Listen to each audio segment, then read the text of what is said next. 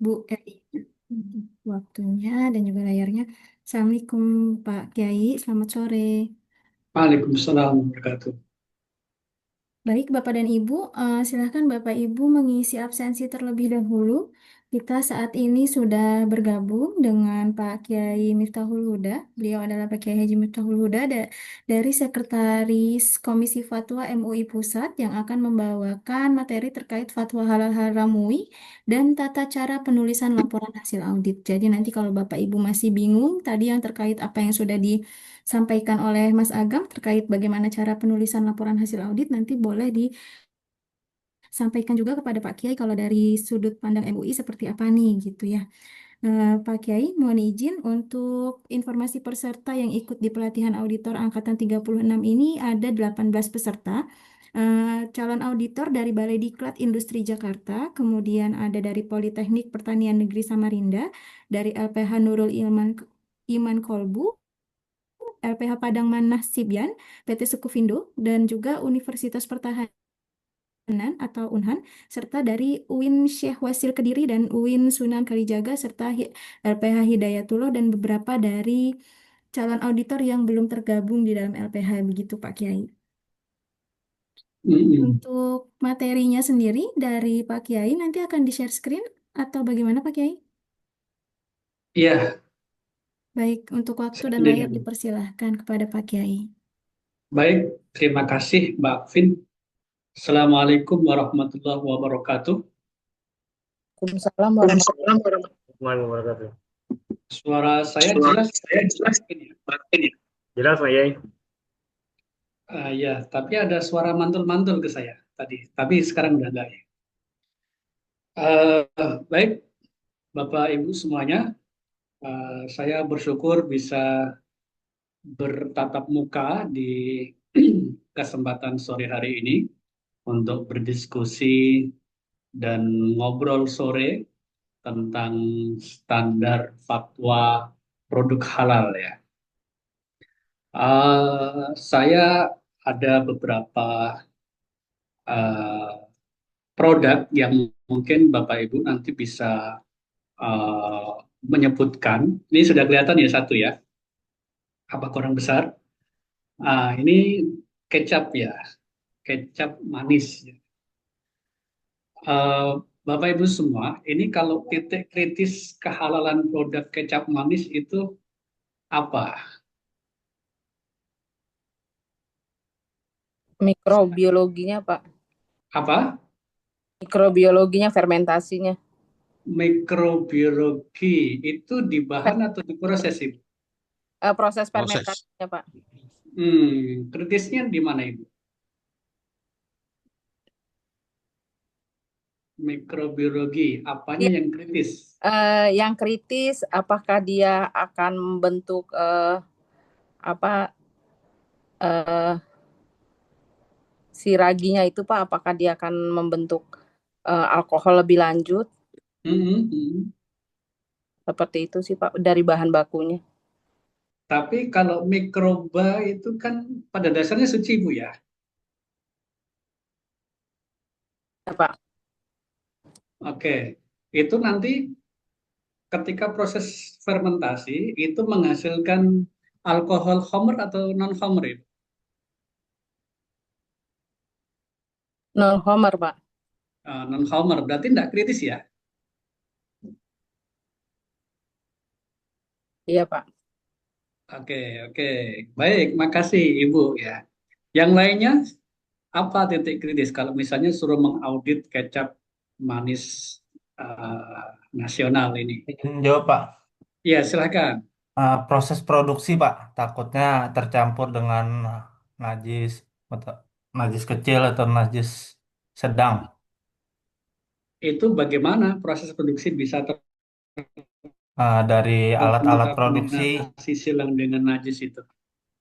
dari mungkin Oke. alat produksi, tata cara pembersihan yang belum memiliki SOP, Hmm, hmm. Oke, makasih Pak Ahmad Zaini. Dari LPH mana Pak? dari Skopindo, Pak. Oh, Sukopindo ya. Silakan dari yang lain, peserta lain. tadi sudah ada dikhawatirkan adanya alkohol hasil fermentasi, kemudian ini kontaminasi silang dikhawatirkan. Kalau dari bahan baku kedelainya, Pak, mungkin dikhawatirkan ada rekayasa genetika yang GMO itu, Pak. Halo, Dila, Ya, apa titik kehalan kritis dari kedelai? dikhawatirkan ada rekayasa genetika. Oke, GMO ya, Ya, GMO. GMO ya. Di Indonesia tapi belum ada, Bu ya. Bagaimana, Pak? Kalau di Indonesia sudah ada nggak kedelai hasil GMO itu? Hmm, belum sih. Belum ada Hmm, sepertinya sih, Pak. Cuma kebanyakan kan impor, Pak, kedelai. oke, ya, ya, ya, ya. Nggak, ketika proses GMO itu ada apa aja?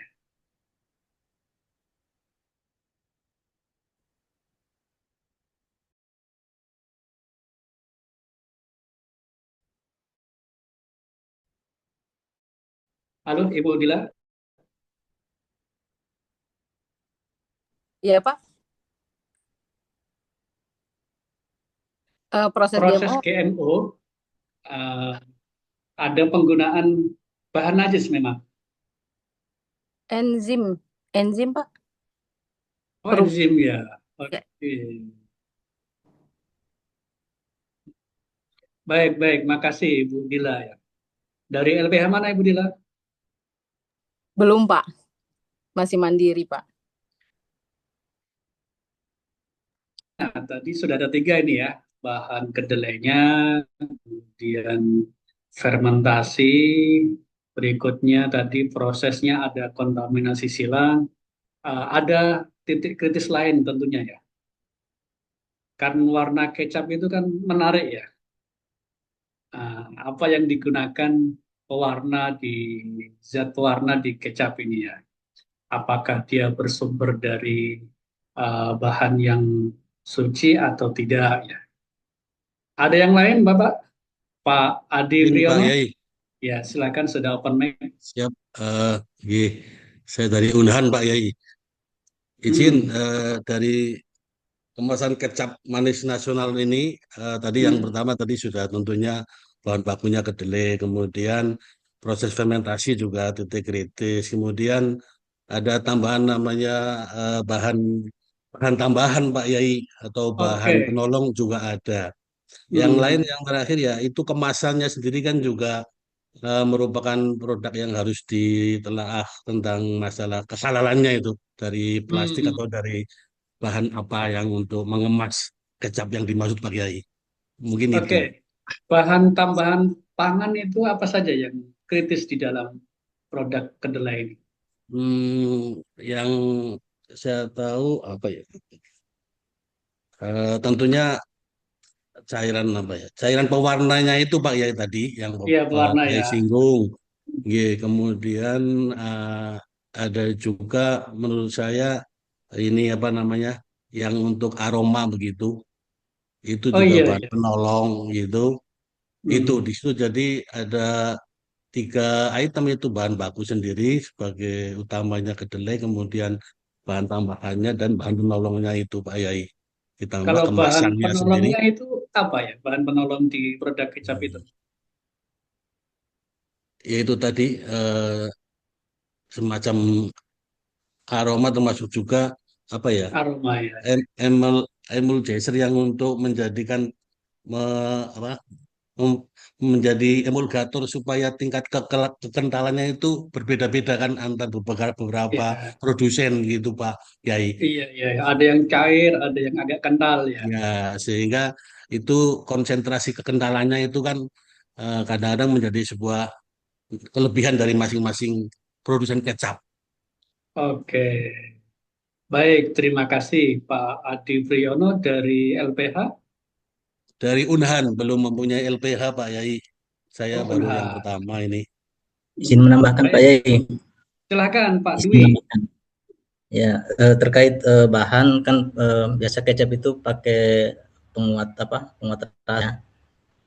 Kemudian juga pakai apa pengawet, ya bahan pengawetnya itu Oh kan iya.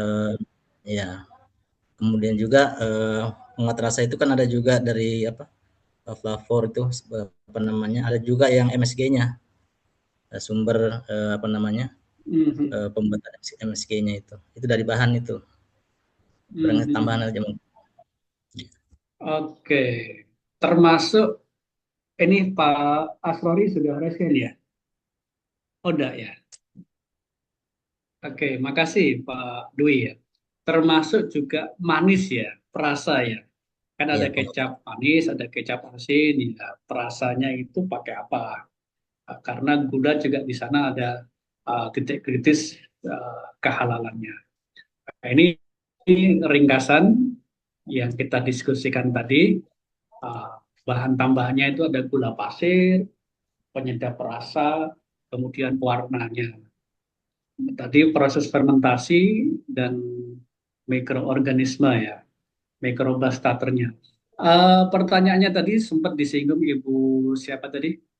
Uh, Terkait dengan kandungan alkohol.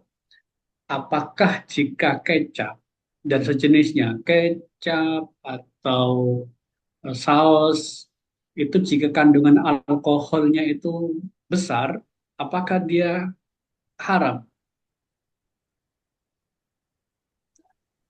Kalau di bawah 0,5% berarti masih halal.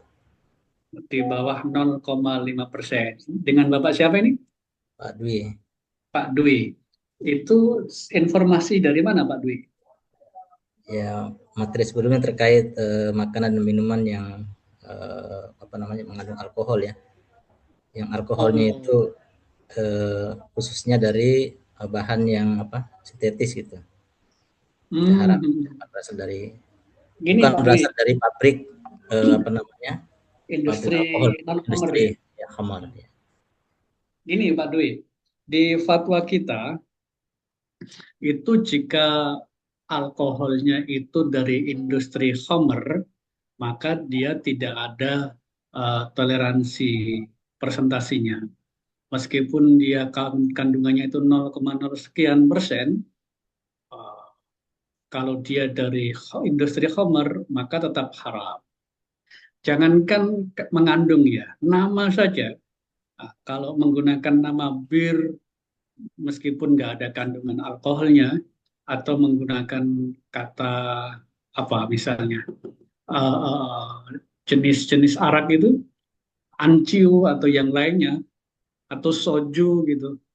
Tapi hanya nama saja, atau wine, itu tetap kita tolak, Pak. Kalau dia uh, kandungan alkoholnya adalah homer. Nah, jika alkohol yang terkandung dalam produk halal atau produk makanan, minuman atau obat-obatan itu berasal dari industri non-homer, maka perlu dipilah, Pak Dwi. Untuk produk minuman itu toleransinya adalah di bawah 0,5%. Itu ditoleransi untuk produk minuman. Kalau dia produknya non minuman, produk pangan, makanan, obat-obatan atau kosmetik itu tidak ada batasan maksimal kandungan alkohol non homer. Misalnya tape, ya. Tape itu kan kandungan alkoholnya tinggi, ya. Tapi karena dia bukan diminum, maka dia tetap diterima kehalalannya. Atau misalnya produk obat batuk ya, batuk itu kan kandungan alkoholnya tinggi. Tapi karena dia bukan minuman, meskipun dia diminum, tapi karena dia obat, ya obat batuk, maka diterima kehalalannya. Demikian Pak Dwi ya. Jadi perlu dipilah ya Ya, antara produk minuman dan produk selain minuman. ya. Baik, itu di fatwa kita.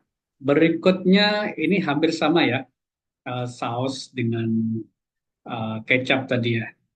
Uh, Tentu di bahan tambahannya ada pengental dan penstabil, kemudian fermentasi sama tadi mikroorganismenya, mikrobanya, Kemudian bahan penyedapnya ini pakai arak masak atau ekstrak hewani. Kemudian bahan pembantu prosesnya pakai cuka dan gula pasir. Nah, ini sekarang saya punya produk eh, air minum.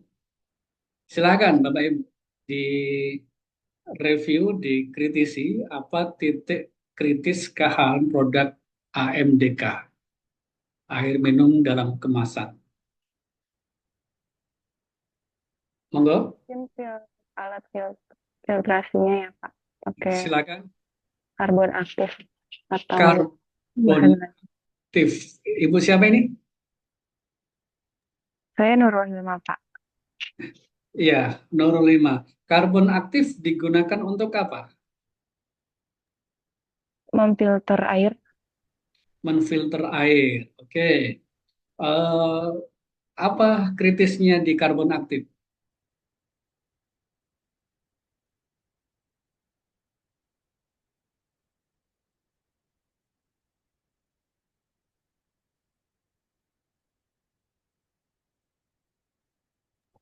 Medianya ya Pak, Media.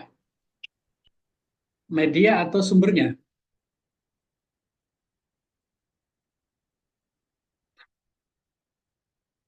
Oke. Boleh, itu titik kritis ya, paling kritis ya di media dia untuk penjernihan ya.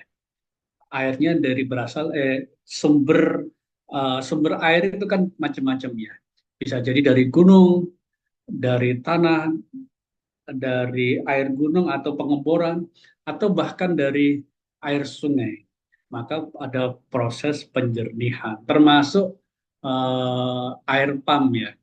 Apalagi di daerah Jabodetabek kan banyak air sudah tidak layak fungsi minum, tapi didaur ulang kemudian dibuat air pump ya. Nah, itu kan perlu proses penjernihan. Silahkan Bapak Ibu yang lain, Izin menjawab, Bapak. Siapa? silahkan ya Ibu Dila duluan ya. Baik, Pak.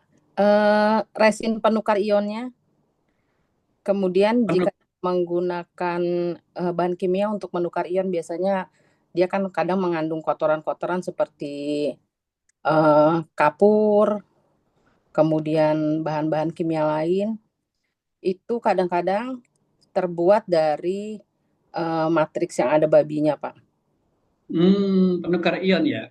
Ya, penukar ion. Hmm. Filternya juga kalau menggunakan RO, ada beberapa minuman kemasan itu menggunakan sistem reverse osmosis. Jadi dia ada kain filter. Nah, kain filternya itu juga beberapa menggunakan bahan-bahan alam. Nah, itu ada juga kandungan babinya di situ. Beberapa sih, Pak. Jadi memang harus pastikan memang tidak mengandung itu gitu, Pak. Oke. Makasih Ibu Dila. Ibu Munah. Mirip-mirip sih Pak. Ini untuk yang tadi karbon aktifnya itu bisa jadi mungkin berbahan dari hewan non halal gitu, seperti yang tadi Budila sebutkan juga, atau misalnya dari tulang hewan seperti itu untuk karbon aktifnya. Kalau misalnya dipastikan bahwa tulangnya itu tulang hewan halal, apakah otomatis dia bisa diterima? Tergantung kalau misalnya untuk penyembelihannya, apakah dia sudah sesuai dengan syariat atau belum, seperti itu. Oke, makasih Ibu Munah. Ini termasuk untuk produk yang lainnya ya, produk yang bahannya itu dari hewani, baik dari lemak hewan, untuk MSG itu kan biasanya ada bahannya dari hewani juga. Itu juga perlu ditelusur, tidak hanya dari hewan halal atau non halal, tapi juga proses penyembelihan. Proses penyembelihannya juga harus diaudit apakah dia sesuai dengan standar atau tidak. Karena tulang, lemak dan yang lainnya itu fi hukmil luhum, dia hukumnya sama dengan daging ya. Kalau dia tidak disembelih, maka ya termasuk kategori bangkai. Makasih Ibu. Ada lagi nggak dari AMDK ini?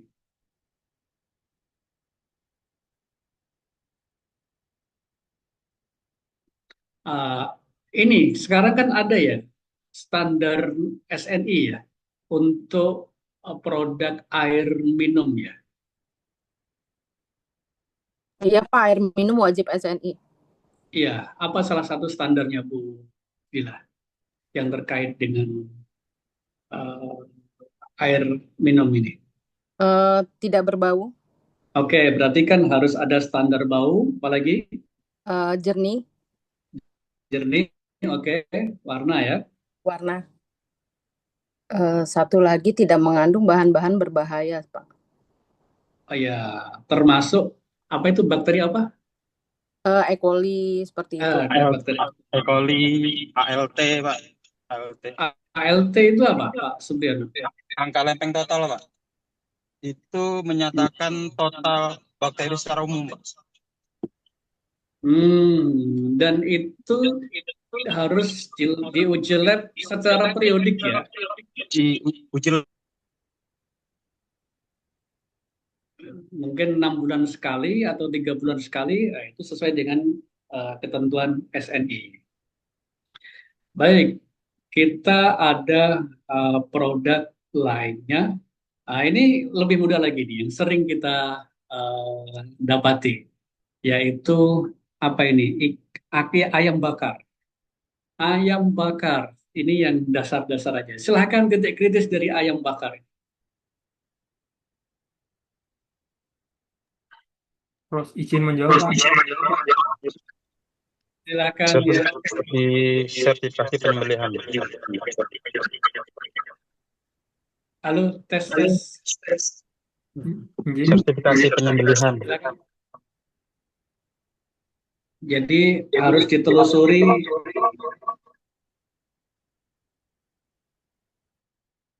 Bapak sepertinya pakai dua device ya. Oke, bagaimana Pak? Ditelusuri sumber penyembelihan dagingnya. halalnya, pemotongan hewannya, apakah sudah memenuhi syarat sertifikasi halal atau belum? Gampangnya dia sudah ada SH-nya belum ya? Ya. Dagingnya. Nah, sekarang pertanyaannya, kan banyak itu di beberapa kota kabupaten yang di luar Jawa,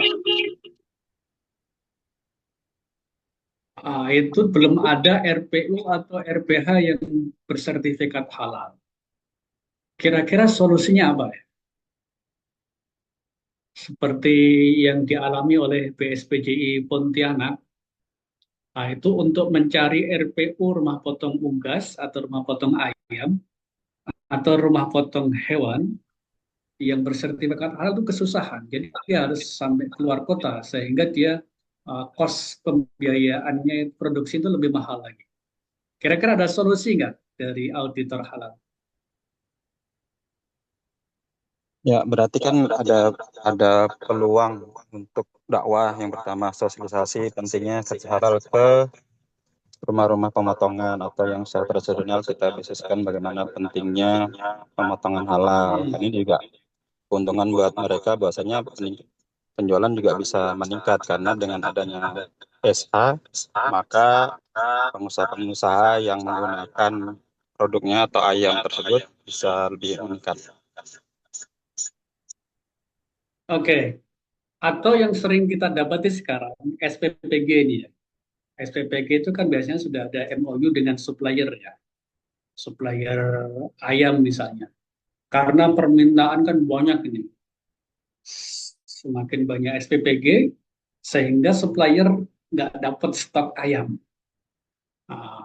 Ini yang jadi problem di berbagai SPPG.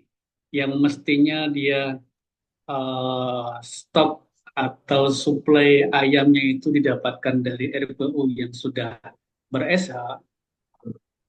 Ini banyak sekali SPBG sekarang yang menggunakan daging yang di luar RPU yang sudah bersertifikat. Nah, ini yang harus diwaspadai oleh teman-teman auditor halal. Jangan mudah untuk memberikan kemudahan kepada SPPG dalam mengaudit halal khususnya di produk ayam. Selain Pak. dagingnya, halo ya, silakan. Maaf Pak Kiai, biasanya juga mereka kan ketika masak pakai penyedap rasa seperti yang tadi sudah disinggung, itu juga dikritis. Kemudian yang ingin saya ingin tanya nih Pak Kiai, boleh nggak Pak Kiai? Silakan, silakan.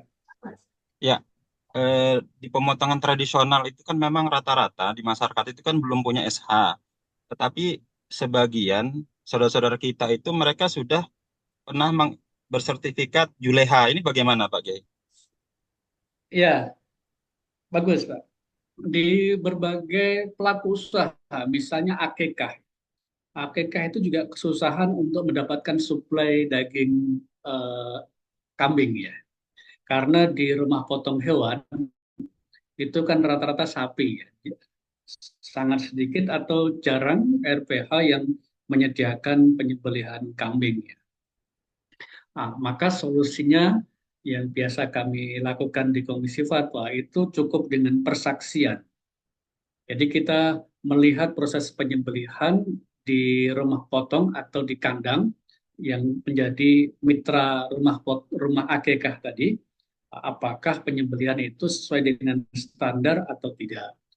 Tetapi bukan untuk mengaudit kandangnya, bukan untuk mengaudit rumah potong tersebut, hanya untuk mensaksikan apakah pemotongannya sudah sesuai standar atau belum. Begitu Pak ya.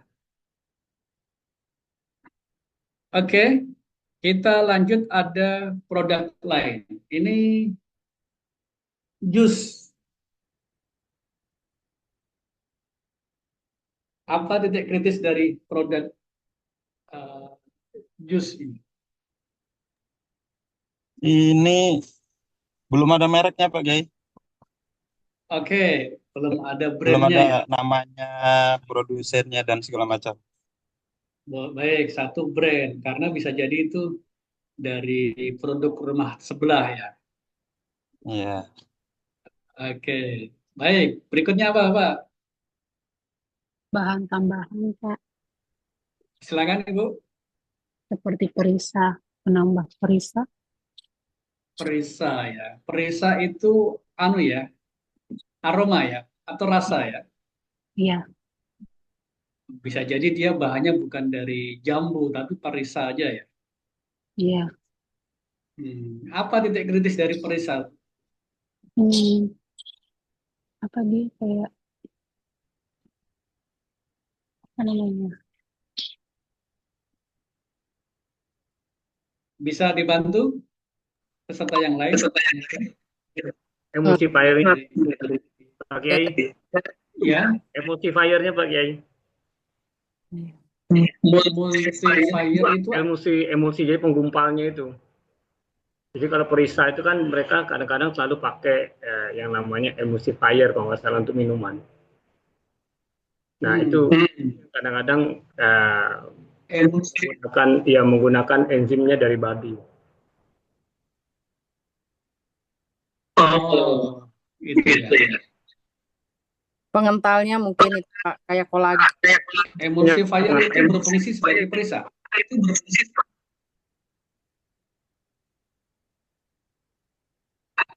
Atau dari pengental. Ada campuran itu alkohol dan kemungkinan si menuju alkohol. Kalau untuk beberapa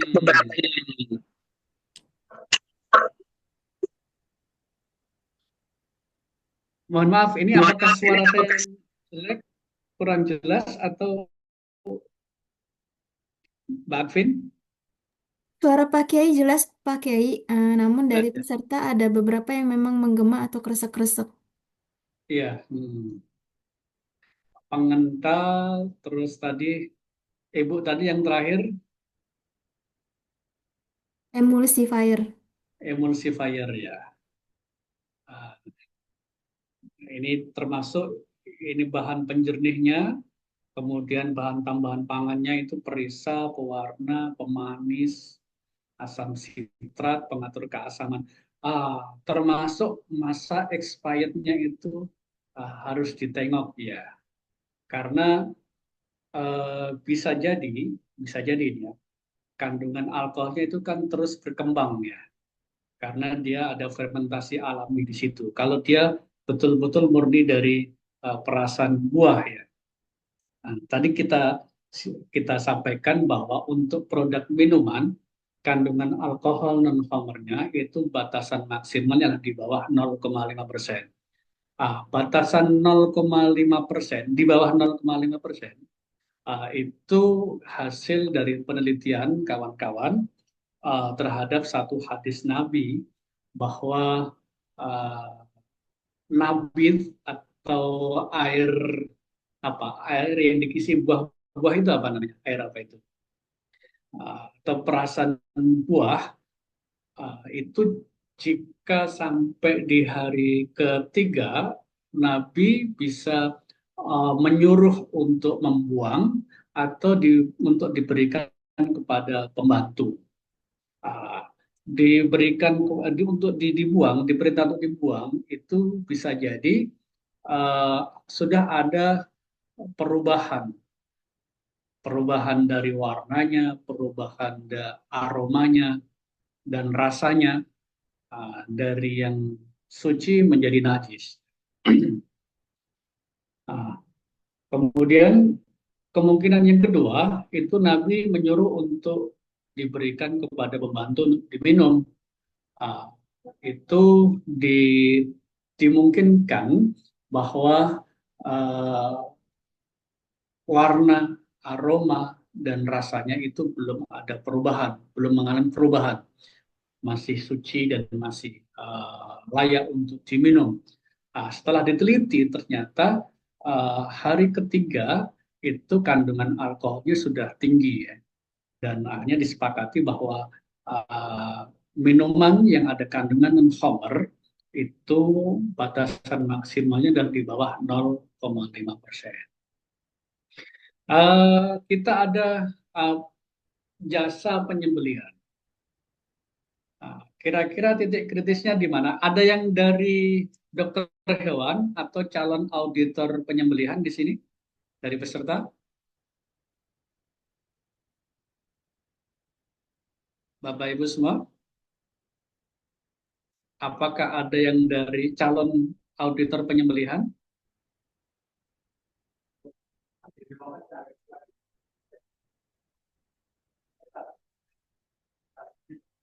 Halo Bapak Ibu semua, apa titik jika ditugaskan untuk mengaudit rumah potong, apa titik kritisnya?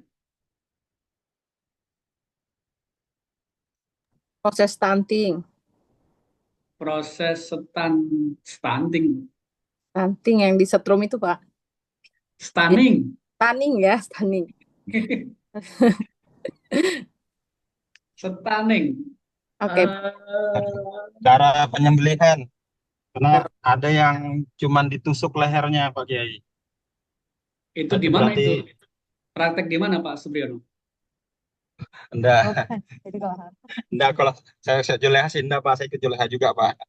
Oh ya. Kalau sapi mungkin tidak. Tapi kalau kadang kan ayam gitu kan, kalau kita enggak tahu, orang yang enggak paham gitu kan, yang penting keluar darahnya gitu kan. Kalau kan ada syaratnya yang harus diikuti. Oke, Pak Supriyono. Ya. Bisa lebih rinci lagi, mulai dari awal titik kritis penyembelihan itu apa saja gitu? Ya, apa ya? Cara pemotongannya, Pak Kiai. Jadi Proses kalau pemotongan ya. Proses penyembelihannya, kemudian alat yang digunakan harus tajam supaya tidak menyakiti. Prosesnya harus gimana Pak Supriyono? Harus ada ada urat yang harus dipotong, ada jalur nafas, jalur darah itu harus betul-betul terpotong. Jalur nafas, jalur darah, dan satu lagi jalur makanan ya. Jalur makanan. Iya, jalur makanan itu harus putus ya. Jika salah satu tidak putus, maka itu dianggap bangkai dalam rantai sertifikasi halal.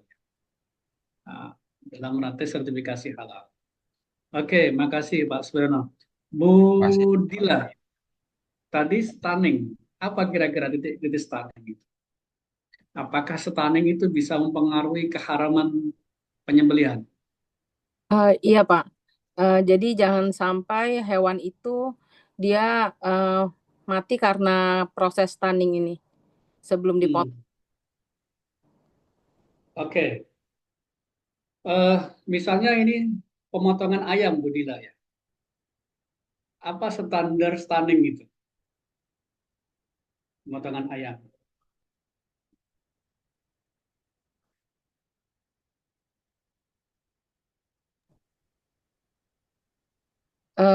Biasanya dia kan stunning menggunakan listrik ya Pak. Nah Elektrik, itu listrik ya, ya. ya elektrik. Nah elektriknya itu eh, tidak boleh terlalu besar gitu loh Pak. Oke, voltasenya harus standar ya. Iya betul. Jadi saya pernah menemani auditor penyembelihan di salah satu tempat di daerah Cikupa ya. Itu di hari pertama saya langsung tengok di stunningnya. Stunningnya saya lihat ukuran voltasenya di angka 40 ampere ya. Itu kalau sesuai SNI masih masuk ya. Karena di SNI kan maksimal 70 ampere. Kemudian saya lihat waktu kepala ayam disetrum itu, saya hitung nggak melebihi 15 detik. Dan itu masih jarak yang aman karena maksimalnya adalah 15 detik. Tetapi ketika saya validasi, saya turunkan secara random itu ayam pasca stunning dari 8 itu 50% mati sebelum disembelih. Nah, ini perlu ditelusuri di situ. Yang salah ini alatnya, sudah nggak normal lagi, atau bagaimana? Akhirnya saya rekomendasi besok coba turunkan voltasenya dari 40 diturunkan ke angka 25. 25, saya cek lagi dari 8 ekor ayam masih 50% mati sebelum disembelih. Akhirnya diturunkan lagi ke angka 20. Angka 20 dia berkurang dia yang mati dari 50%, 25%-nya mati. Hanya diturunkan lagi ke angka 17 ampere. Baru dia tidak mati semua dari 10 yang saya turunkan ya. Jadi ini paling kritis adalah di stunning itu ya. Karena bisa jadi ayam itu sudah mati sebelum disembelih. Akhirnya dia kan bangkai. Nah, ketika mengaudit itu kan perlu alat ya. Pertama itu untuk mengukur waktu tadi harus bawa stopwatch dan yang lainnya. Kemudian juga perlu melihat dokumen kalibrasi alatnya. Itu kalau di standarnya kan setiap tahun harus dikalibrasi alat stunning tersebut. Karena dia bisa mengukur apakah masih normal atau tidak. Yang berikutnya adalah titik pengolahan. Yang sering kita dapati di rumah potong ayam yang kecil, UMKM itu kan dipotong, kemudian kira-kira dipotong dimasukin di tong ya. Potong sampai misalnya penuh atau separuh. Ini tanda tanya, apakah matinya itu karena disembelih atau karena berdesak-desakan? Kemudian nggak sampai pada 3 menit, itu ayam sudah dimasukin di air panas. Apalagi di pasar-pasar ya Ibu ya. Di pasar itu kan dipotong, langsung dilempar di tong itu, kemudian dimasukin di air panas. Ini tanda tanya matinya karena kepanasan atau karena penyembelihan. Di standar SNI itu jika tanpa stunning itu 3 menit ya untuk hewan ya.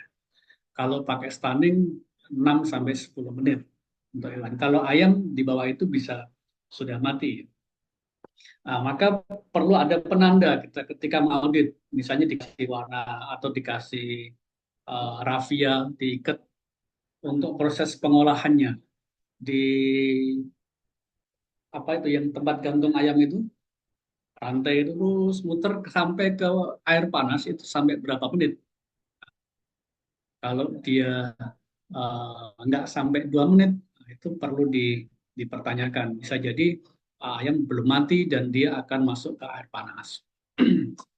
Itu salah satu titik kritis di penyembelihan. Nah, untuk sapi, stunning juga problem di situ.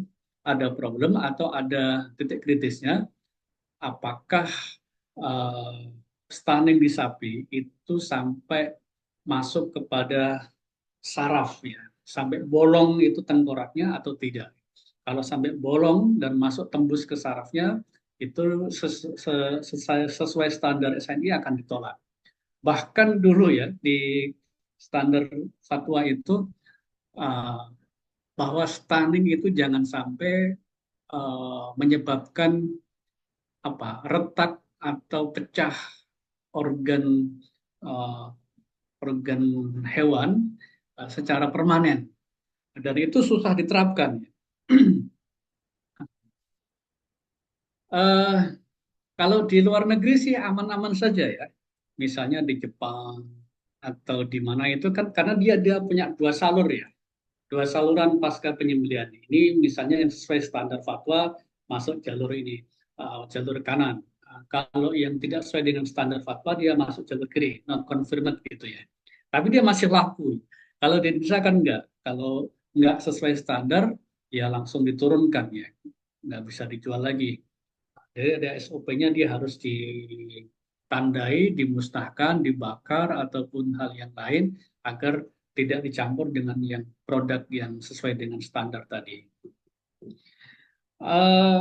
Selain stunning dan proses, kira-kira apalagi titik krusial daripada sertifikasi rumah potong ayam dan hewan?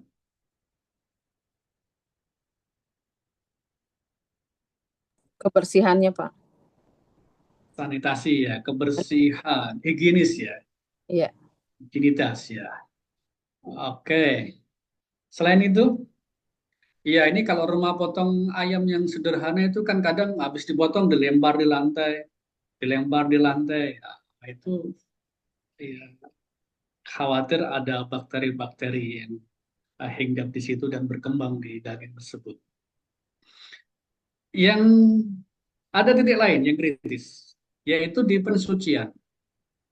Di pensucian, kalau di rumah potong sederhana itu dia habis dicabutin bulunya, kemudian ada proses penyucian, habis dikeluarkan juga jeroannya, kemudian dimasukin di tong besar yang ada airnya. Airnya mengalir sih, tapi masih ada warna darahnya itu sangat ya kemerahan-merahan. Nah, itu juga proses kritis di situ, titik kritis di penyembelihan. Termasuk juga rumah potong besar di Caron Popan misalnya, itu dia meskipun pakai tangki besar yang kandungan airnya bisa ribuan liter, tapi perlu dilihat apakah ada airnya itu mengisi dan mengalir bawah, gitu. Mengisi mengalir bawah. Kalau penuh dia mengalir, gitu. Sebab kalau tidak seperti itu, maka airnya meskipun banyak, dia tetap menjadi mutan najis. Ya. Dan yang tidak kalah penting adalah pengolahan limbah. Jangan sampai program sertifikasi halal ini bisa berdampak buruk pada lingkungan. Sering kita dapati rumah potong itu mengambil lokasinya di pinggir kali. Dibuangnya langsung di sungai, sehingga merusak ekosistem lingkungan yang ada. Nah, ini kita juga kritis di situ, kritisi apakah limbahnya diolah dengan baik atau tidak. Oke, ada yang lain kira-kira dari dokter hewan ada nggak peserta ini? Barangkali ada informasi lain dari dokter hewan melengkapi kajian kita. Hewan tidak sakit, Pak. Ah iya, tentu. Tapi kalau hewan sakit itu halal apa haram?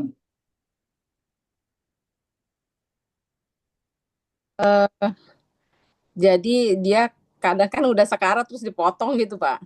Hmm. Itu halal apa haram? Sebetulnya sih kalau menurut saya sih haram lah, Pak. Hmm. Gini, waktu saya ngaji dulu waktu kecil ya di MI di SD itu dilanggar-langgar, itu Kiai sering mengambil ilustrasi gini. Kalau ada ayam ketabrak motor, kejat-kejat gitu, itu kalau kita biarkan kan mati. Tapi kalau masih sempat disembelih, mengucapkan basmalah, itu menjadi halal gitu. Ya. Tapi untuk sertifikasi halal tentu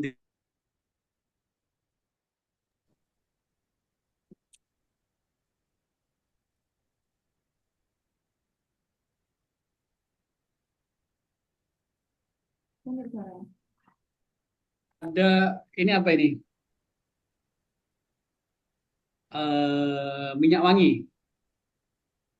Ah, apa kira-kira titik kritis minyak wangi? Silakan Bapak Ibu. Alkohol, Pak, pelarutnya. Alkohol. Pelarut alkohol. Untuk pelarut ya. Iya. Apa? Alkohol apa? Alkoholnya tidak berasal dari Homer. Ada ya alkohol homer di dalam produk minyak wangi itu.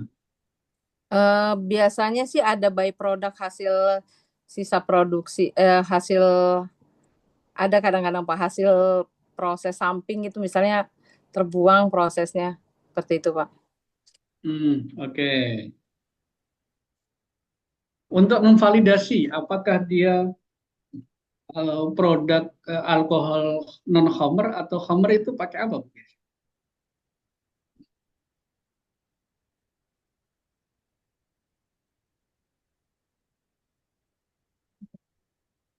Karena sebagian besar sih menggunakan sintetis, biasanya kita minta alkoholnya itu yang sudah bersertifikasi halal. Ada SH-nya gitu dan tidak berasal dari Homer. Itu ada kadang-kadang bisa minta juga statement tidak berasal dari Homer, sisa dari Homer, Pak. Oke. Yang lain, Bapak, titik kritis dari minyak wangi ini, titik kritis kehalalan produk minyak wangi.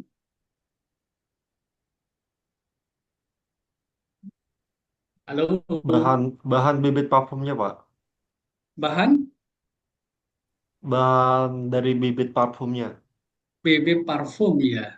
Biasanya dari mana, Pak? Bahannya itu, bukannya dia dari zat kimia? Ada juga beberapa yang dari turunan hewan juga, Pak, dan tumbuhan. Kalau tumbuhan kan berarti nggak ada isu ya. Iya, Kalau yang dari positifly. hewan. Kalau hewan biasanya dari musang itu, Pak. Atau dari mas itu dari musang, kemudian dari kijang. Apa ya kalau kijang namanya? Iya, rusa ya, dari rusa ya. Dari rusa, betul, Pak. Nah, ini yang saya tanya-tanya itu. Kira-kira organ rusa mana yang bisa dibuat sebagai sumber minyak wangi itu ya? Dari apa ya bagian apa ya zakarnya atau sepertinya Pak, maaf. Oke. Kalau Yes. yang dari musang biasanya sih keringatnya atau kotorannya itu Pak, ada kayak kentutnya itu loh bau. Oke, oke, oke. Pak Supriyono, sudah open mic? Untuk Pak Dwi, Dari asal bahannya kan parfum itu mengandung alkohol. Nah, alkohol ini kalau fermentasinya atau bahannya berasal dari tadi industri kamar, ya maka itu titik kritis atau apa namanya diharamkan seperti itu karena asal apa namanya seperti dari industri kamarnya asal dari bahan alkoholnya atau etanolnya. alkohol di parfum ini berfungsi sebagai apa, Pak Dwi? Pelarut ya. Pelarut ya. Ya, jadi selain itu juga di parfum itu ada bahan juga, bahan penguat. Tapi ini biasanya yang non kritis yang dipakai. Jadi ada bibit parfum. Kalau misalnya mungkin dari tumbuhan dari mawar mungkin oke, tapi kalau misalnya seperti yang saudara kita tadi sampaikan, misalnya dari binatang kan berarti harus telusur lagi. Tapi ada juga bahan untuk penguat aroma dia, Pak. Tapi biasa kalau yang saya tahu biasanya dari ini juga dari penyulingan tumbuhan juga sih, Pak. Oke, penguat aroma ya. Tapi Ya, dia kan minyak dari di tumbuhan nilam ya. biasanya. Itu tumbuhan dari tanaman nilam biasanya. Oke, ini pelarut ya. Pelarut, kemudian bahan aroma ya. Sintetik atau alami. Ya. Nah, ini kelenjar musang ya. Atau kelenjar berang-berang. Ada juga dari rusa ya. Bahan tambahannya itu emulsifier dan stabil, itu bisa jadi dari asam sitrat atau dari turunan asam lemak. Eh, ini sekilas saja, ini Bakri ya. Eh, apa titik kritis dari proses produksi? Kalau bahan saya kira sudah. Ini proses produksinya. Kalau bahan saya kira dari margarinnya, kemudian Alatnya pengembangan Pak Yai, ya. alat yang digunakan untuk proses produksi Pak, apakah terkontaminasi dengan najis atau bahan haram lainnya Bapak? Oke, dia harus kalau hal dedicated enggak juga ya, tapi harus dipisahkan antara eh, untuk produk non halal dan bagaimana penanganan jika ada eh, kontaminasi dengan non halal ya. Ada yang lain nggak? Ragi, kemudian kuas yang dipakai untuk menguaskan margarin di atasnya itu, Pak. Itu kadang-kadang ada dari babi, dari bulu babi seperti itu, Pak. Ada titik kritis yang lain, yaitu Ragi, proses peragian, Pak, atau fermentasinya.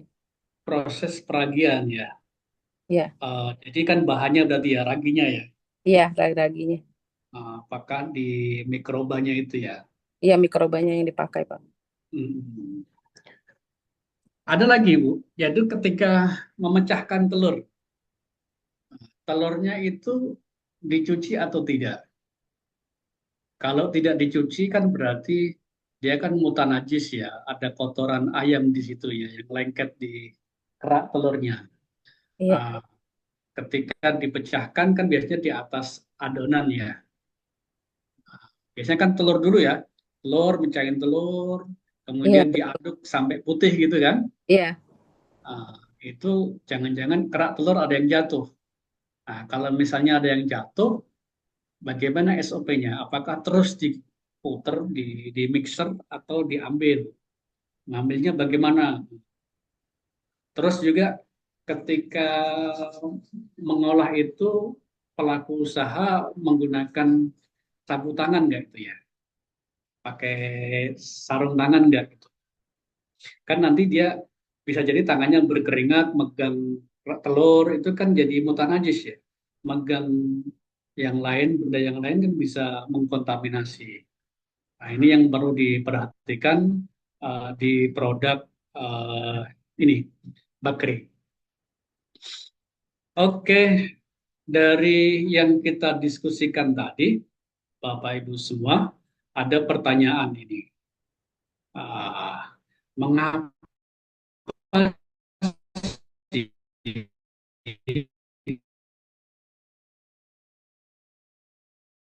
Halo, Pak Kiai. tidak Pak Kiai, mohon izin Pak Kiai. boleh itu diharamkan? Ini ringkas dari yang kita diskusikan tadi. Pak Anugrah, Terima kasih silakan. Pak Yai. Assalamualaikum warahmatullahi wabarakatuh. Present. Halo, Assalamualaikum Pak Yai. Halo, Waalaikumsalam ya. Salam ya, halo, kedengaran Pak? Assalamualaikum Pak Yai. Halo ya, Nggih, suara saya masuk. suara saya terdengar Bapak Ibu? Nggih, Putus-putus, Pak. Putus-putus Pak Kiai. Halo ya, ya. Kedengaran? Ya, sekarang sudah. Oke, silakan Pak Anugrah. nggih, terima kasih Pak Yai. Mohon izin Bapak. Pak Yai, tadi saya sudah 2 kali bertanya kepada fasilitator Bapak, tapi belum terjawab Pak Yai. Ini saya mau mengulang pertanyaan yang sama, infonya kok diminta untuk bertanya kepada Pak Yai yang lebih jelas. Pak Yai, Ya. saya pertanyaannya agak nyeleneh gitu Pak Yai gini. Tadi kita bercerita aja, semisal ini Pak Yai, saya atau si A jualan jus Pak Yai, si A jualan jus. Nah, jus itu murni Pak Yai. Nah, jus itu kan berasal dari buah. Nah, buah ini kan termasuk dalam anu bahan anu aman ya Pak Yai. Ya, positif list ya. Positif plus ya Pak Yai. Nah, kemudian kita tarik garis ke belakang ke hulunya Pak Yai. Jadi sebelum menjadi jus itu kan ada hulu yaitu supplier Pak Yai. Nah, supplier ini kita sebut aja buah alpokat. Alpokat ini si supplier ini memiliki 100 batang buah alpokat Pak Yai. Nah, suatu ketika si supplier ini sedikit sedikit nakal ya Pak Yai atau mengambil buah dari pohon tetangganya Pak Yai. Nah, itu hukumnya gimana ya Pak Yai? Karena kan si buah ini kan termasuk dalam positif list ya Pak Yai. Nggih, mohon pencerahannya Pak Yai yang saya Ya, awali. oke, makasih Pak Anugrah ya. Eh, secara umum bahwa pada dasarnya haram itu kan ada 2 sebab ya. Haram lidzatihi, ada haram lighairi. Lidzatihi itu karena memang benda itu haram, produk itu haram. Ada juga yang karena lighairi, yaitu bagaimana cara memperolehnya. Tetapi di dalam proses sertifikasi halal ini kita tidak menelusuri bagaimana cara mendapatkan barang tersebut, apakah dia curian atau tidak.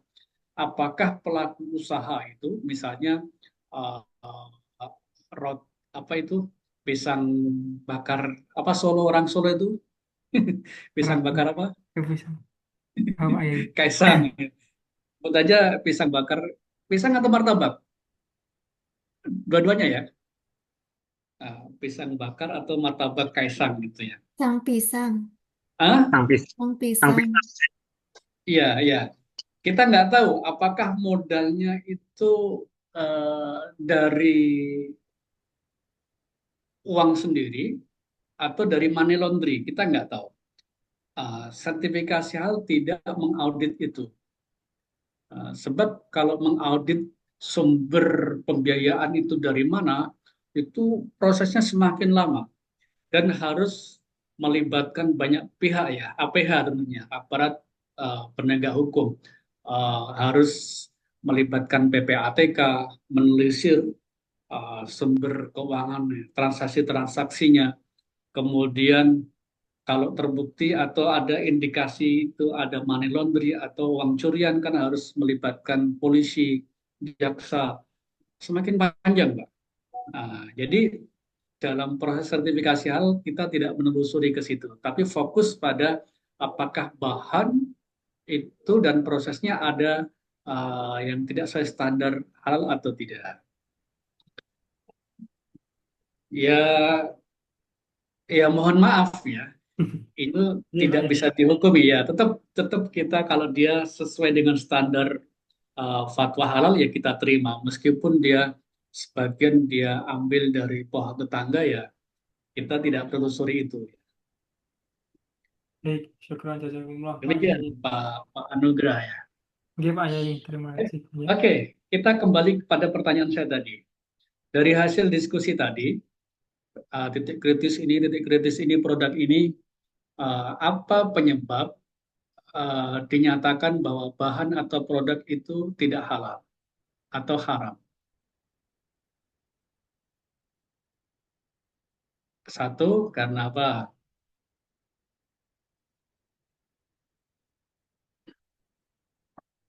Halo ya, Bapak Ibu. Mengandung khamar, mengandung khamar bayai. Mengandung homer, ini Pak Mas Agus ya. Iya, Homer, satu mengandung homer ya.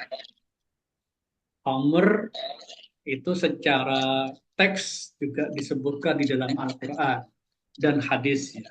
Innamal khamru wal maisiru wal ansab wal azlamu rijsun min amalis syaitan fajtanibu. Maka mendekat saja nggak boleh, apalagi mengkonsumsinya. Baik, homer karena bahan di dalam produk itu mengandung homer. Produk apapun, hatta sampai produk obat-obatan atau vaksin, jika dia mengandung homer maka ditolak kehalalannya. Bagus. Lanjut, sebab yang berikutnya. Kontaminasi dengan hewan yang apa namanya diharamkan seperti babi ya dan anjing gitu. Oke, babi, anjing kenapa haram, Pak Dwi? Ya karena apa dagingnya kan haram dimakan, termasuk Iya. bagian-bagian. Oke, kenapa haram? Itu pertanyaannya. Ya, Perintah dalam Al-Quran. Oh iya, Pak Ibu Nurul, di Al-Quran itu kan sangat sedikit ya yang menerangkan bahwa ini haram. Karena pada dasarnya al-aslu fil asya al-ibahah atau al-asyu fil asya yang nafi'ah al-ibahah, bahwa hukum dasar, hukum asal semua ciptaan Tuhan yang ada manfaatnya di bumi ini, maka dia boleh untuk dikonsumsi. Maka sejatinya yang diharamkan itu sangat sedikit. Nah, yang sangat sedikit ini kita perlu gali. Kenapa anjing, kenapa babi itu haram?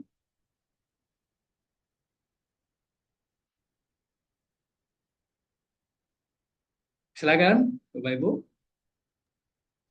Ya, kalau apa namanya anjing itu kan rabies ya, biasa apa namanya menjadi perantara untuk penyakit rabies gitu.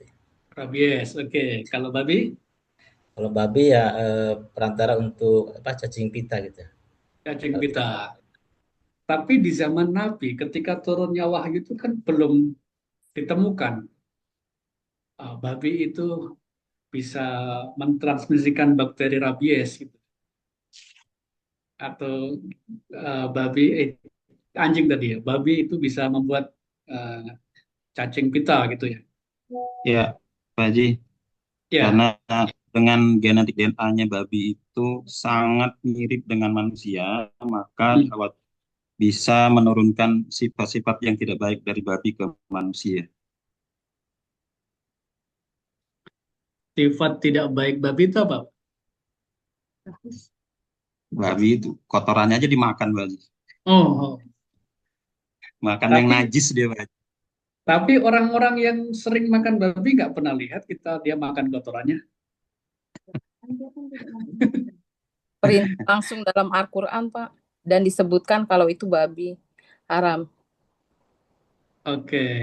Di surat Al-Baqarah 173, Pak. Surat Al-Baqarah 173. Kira-kira apa bunyinya? Al-Baqarah 173 ya.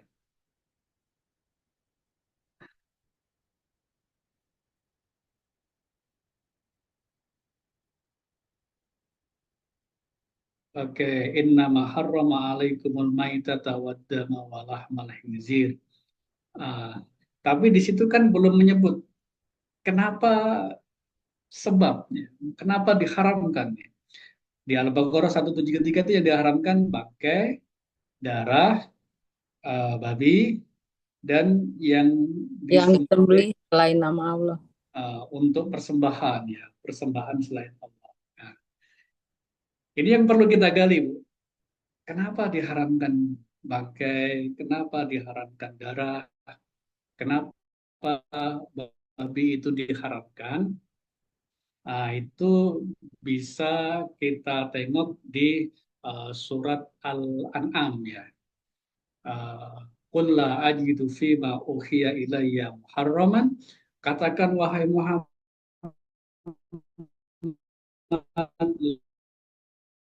uhiya ilayya, apa yang haramkan. Jadi semuanya halal.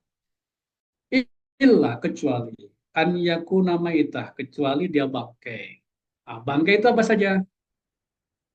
Bangkai itu di surat Al-Maidah ayat 1 disebutkan yang matinya jatuh dari tempat tinggi, matinya ditabrak atau benturan, matinya dipukul. Yang Pak Supriyono tadi matinya ditusuk, ya. Ditusuk di sebagian daerah, kan ada adat yang hanya menusuk bagian tubuh hewan tersebut. Ada lagi sekarang kriteria baru di sertifikasi halal, matinya tidak sesuai, penyembelihannya tidak sesuai dengan standar. Itu dianggap sebagai bangkai. Illa an yakuna maitah, kecuali dia bangkai. Yang kedua, wadamam au damam masfuhan, atau darah yang mengalir atau yang dialirkan. Darah itu kalau masih dalam tubuh itu tidak najis, ya. Tapi kalau sudah keluar dari anggota tubuh, itu menjadi najis. Sampai pada darah ikan saja itu juga najis kalau sudah keluar. Tapi kalau di dalam, ya dia tetap, ya, tidak membuat najis, ya. Saya pengalaman di tahun 96-an itu saya ikut nelayan berapa bulan gitu. Itu kalau kita di tengah laut kelaparan, ya udah, ikan itu, ikan layang, ikan tongkol kita tempelkan di lampu gaspon itu, berapa menit kita langsung makan aja tanpa dipotong kepalanya itu. Audamam masfuhan. Yang ketiga, aulah mahinzir, atau daging babi. Di situ digunakan kata laham khinzir itu untuk menunjukkan bahwa tidak untuk menunjukkan bahwa yang diharamkan dagingnya saja.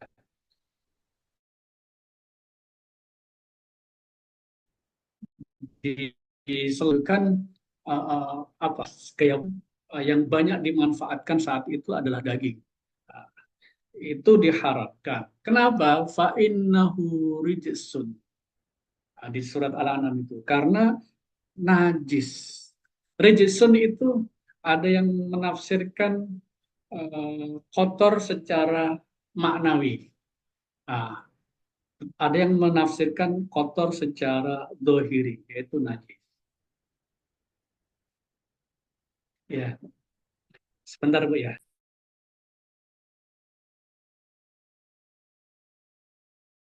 Bapak Ibu sambil mengingatkan untuk absensi ya, jangan lupa.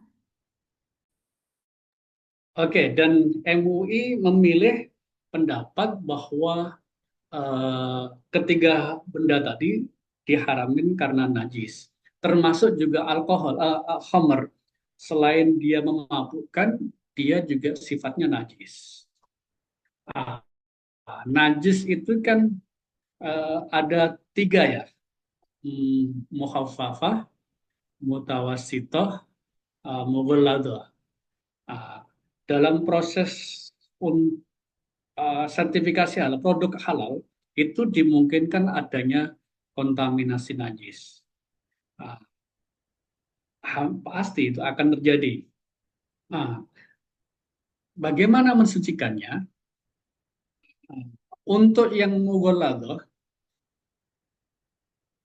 Kalau dia dijadikan sebagai bahan atau dia dimanfaatkan untuk proses, itu maka ditolak. Ah, jadi ini adalah fatwa dari Majelis Ulama Indonesia, pemanfaatan unsur babi dan turunannya untuk proses produksi itu tidak ditolerir. Meskipun di produk akhir itu tidak dideteksi adanya unsur babi. Contoh misalnya vaksin yang AstraZeneca itu yang sempat ramai. Mereka berargumen bahwa ini tidak ada kandungan babi dalam produk AstraZeneca. Tetap kita tolak karena di dalam proses produksinya itu ada pemanfaatan enzim babi dalam proses produksinya. Jadi al-intifa bil khinzir itu tidak diterima. Meskipun di beberapa negara lain di Timur Tengah misalnya ada yang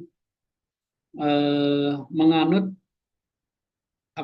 konsep istihalah dan istihlal. Istihalah itu perubahan zat dari A menuju B. Contoh misalnya kalau di dalam kajian fikih itu ada, andaikan ada anjing atau babi dia mati di pantai, kemudian secara alami dia larut dan berubah menjadi garam atau produk mineral, maka itu suci dan boleh dikonsumsi. Tetapi di dalam standar fatwa halal itu tidak diterima. Atau istihlal, atau istihalah yang lain seperti ini. Istihal. Apa ya? Kok lupa saya? Yang gampang itu adalah cuka. Cuka itu kan air nira ya. Air nira itu kan masih suci dan halal ya. Sampai pada 2 hari atau 3 hari akan berubah dia. Berubah sifat-sifat najis ya. Aromanya, kemudian warnanya dan rasanya. Dia akan berubah menjadi arak ya. Arak. Kemudian dia dalam beberapa hari lagi berfermentasi menjadi cuka. Yang diterima oleh MUI cuma ada 2 istihalah. Perubahan zat tadi. Air nira menjadi arak, kemudian menjadi cuka. Yang kedua adalah ayyuma ihabin idza tubiha faqad tuhur. Kalau ada kulit bangkai dari hewan yang tidak disembelih atau hewan haram, itu boleh digunakan untuk produk barang gunaan jika ada proses penyamakan. Nah, itu sudah bisa diterima. Untuk babi tidak ada toleransi untuk digunakan sebagai proses produk halal. Nah, untuk yang mutawasitoh, najis mutawasitoh dan tentunya mukhafafah itu ada proses pensucian yang diterima adalah 3 hal. Yang pertama adalah dengan memperbanyak debit air sehingga melebihi dari 2 kulah, dan ada syaratnya lagi, air tersebut tidak berubah kesuciannya. 3 hal tadi ya, warna, aroma, dan bau. Yang kedua dengan mengalirkan air. Jadi ada kasus seperti ini. Ada yang dari Sumatera di sini? Halo, ada yang dari Sumatera? Lampung, Bengkulu, atau Medan? Nggak ada ya. Di sana kan banyak kopi ya, dan kopi biasanya dimakan oleh luwak ya, atau oleh musang. Kemudian keluar lagi, jadi dikeluarkan melalui anusnya, duburnya.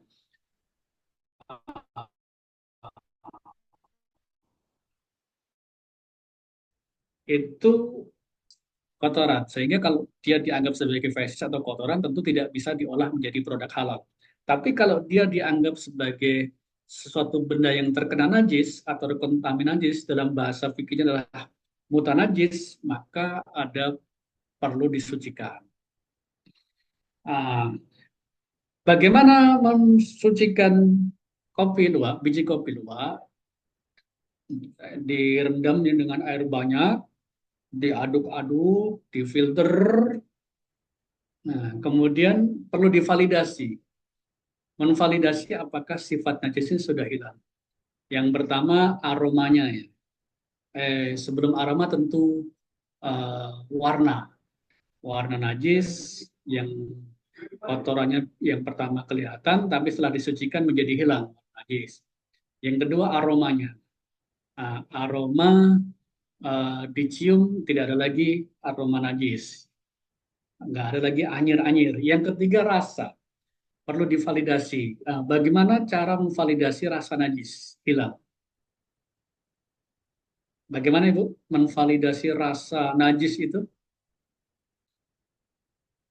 Sama dengan tadi produk samping dari alkohol tadi, dari khamr itu kan perlu divalidasi. Apakah dia ada kandungan khamrnya atau tidak, itu tentu dengan lab ya, uji lab. Apakah ada kandungan khamrnya atau tidak. Kalau sekarang memvalidasi rasa hilangnya najis dari kopi luwak tadi apa? Apakah bisa dengan uji lab, Pak Dwi? Atau yang lainnya? Kalau rasa biasanya organoleptik, Pak Kiai. Kalau uji produk bagi yang sudah jadi itu, ya ini, uji organoleptik, dicoba. Itu kalau rasanya dia ingin menguji apakah rasanya sudah seperti yang Betul-betul diinginkan kopi. ya. Ya, artinya betul-betul rasa kopi, tidak ada tercampur dengan rasa yang lain. Kalau ibu-ibu masak kan dicicip ya. Ya, Asinnya sudah pas atau belum, asamnya udah pas belum. Tapi kalau ini kan kotoran, Pak Supriyono. kalau yang saya tahu kalau untuk kopi luwak kan sudah dapat fatwa MUI halal ya, Pak Kiai ya. Iya Ya, kan, untuk menetapkan halal kan perlu divalidasi, perlu ditelusur Pak, perlu diaudit. Diuji lab, Pak. Uji lab rasa najis kopi luwak. Bagaimana? Ada gambarannya nggak secara teori? Ini observasi pensuciannya. Proses pensuciannya itu diobservasi. Itu yang di lab sudah ada nggak gitu? Ya alam ya kalau tuh uji labnya. Sama seperti ini, ada ide kawan untuk menemukan alat memvalidasi apakah ini darah yang keluar dari wanita ini darah haid atau darah istihadah atau darah yang lainnya. Itu apakah sudah ada di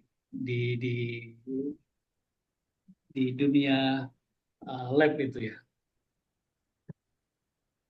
Kalau sudah ada ya syukur ya, tanpa harus dijilat itu ya, kopi luwak itu ya.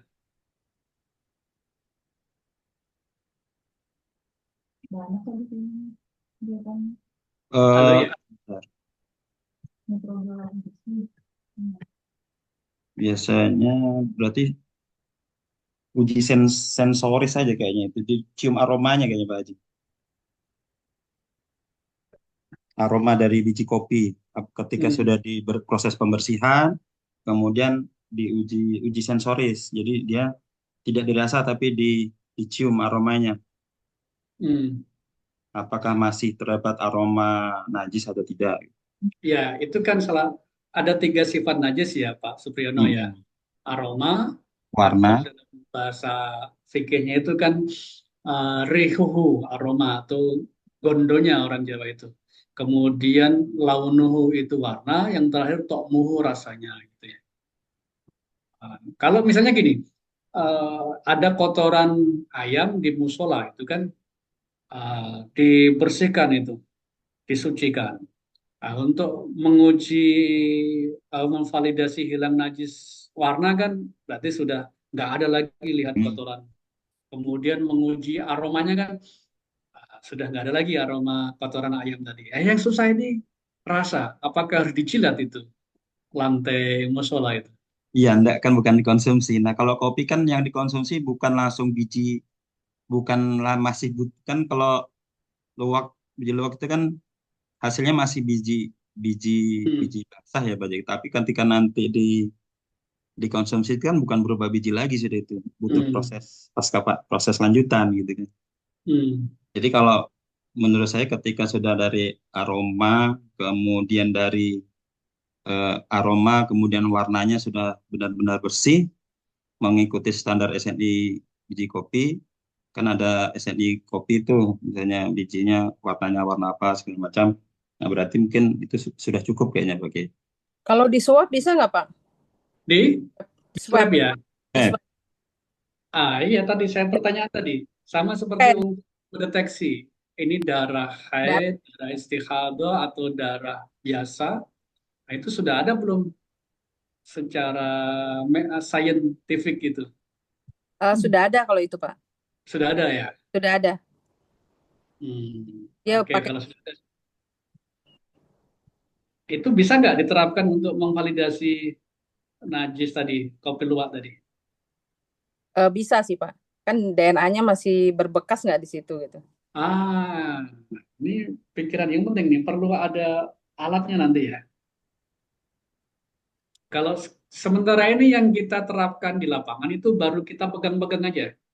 Ini lendir atau masih lunyu nggak? Kalau bahasa Jawa itu ya. Apa? Licin. Masih licin nggak? Gitu. Licin.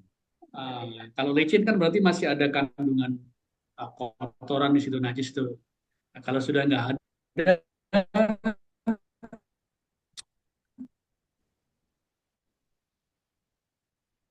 najisnya tersebut, rasa itu kan nggak harus di lisan ya, tapi juga bisa pakai tangan kita. Nah, kalau sudah ada alatnya ya bisa diterapkan di dalam proses audit sertifikasi biji kopi luwak. Gitu. Oke, tadi cara mensucikan tadi dengan menambahkan debit air, kemudian dengan mengalirkan air, yang ketiga dengan thoriqatut taghyir, merubah sifat najis ya. Ini biasanya untuk daur ulang air ya di perhotelan atau di industri apa itu kan airnya dia tidak dibuang air yang kotor tadi, tapi dia diolah lagi dengan menambahkan bahan-bahan tertentu sehingga bisa merubah sifat-sifat najis. Oke, sebab yang kedua adalah najis. Tadi pertama adalah homer, yang kedua adalah najis. Setiap bahan atau produk yang ada unsur najisnya atau terkontaminasi najis, maka dia ditolak kehalalannya.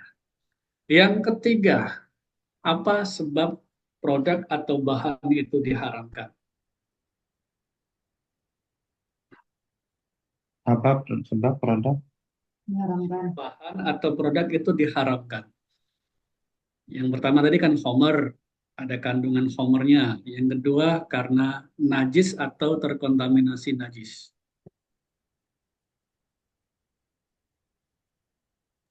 Menjijikan, Pak Kiai. Menjijikkan. Contohnya Ibu? Contohnya misalnya cacing. Cacing. Kemudian ada lagi karena zatnya itu darah tadi kan. Kemudian Darah karena najis ya. najis. Binatang bertaring. Taring kan enggak yang menjijikkan tadi Bu. Oh, menjijikan. Menjijikan itu ya tadi contohnya seperti cacing atau sesuatu yang menurut kita menjijikan. Cacing tuh jijik Bu ya? Iya. Bagi Ibu ya. Bagi Iya, orang yang bagian obat juga sih. mancing itu enggak jijik ya? Iya. Kotoran misalnya. Tapi najis. Kotoran. Iya, najis ya, kotoran ya. Kotoran kategori najis. Di kampung saya Bu, saya di Bojonegoro dulu. Di masa kecil saya itu banyak pohon sagu. Nah, pohon sagu ditebang, kemudian kan diambil patinya ya. Kalau pohon sagu itu agak lama, kemudian baru dibelah itu kan banyak ulat sagu ya. Sagu. Nah, ulat sagu itu dibakar langsung dimakan waktu itu. Kira-kira ulat sagu menurut Ibu jijik nggak? Kalau menurut saya menjijikan berarti haram, Pak. Eh, jadi standar jijik itu susah ya untuk ditetapkan ya. Iya, Nah, termasuk tadi kan usulan juga dari pemerintah dulu di MBG itu salah satu menunya adalah ulat sagu dijadikan sebagai menu MBG. Karena ulat sagu kan banyak kandungan proteinnya ya. Ah, ada lagi di kampung saya juga, itu kan pohon jati banyak. Kalau musim kemarau, daun itu kering sama sekali, nggak ada lagi pohon jati yang berdaun. Nah, ketika datang musim hujan, mulai semi itu ya, itu ada, tahu-tahu ada apa ulatnya ya. Ulat, kemudian biasanya kan dia bermetamorfosis jadi kepompong ya. iya, Ah, sebelum itu biasanya pada jatuh itu kepompong itu ya. Nah, itu juga dibuat makanan tuh bagi masyarakat yang dekat-dekat dengan hutan itu.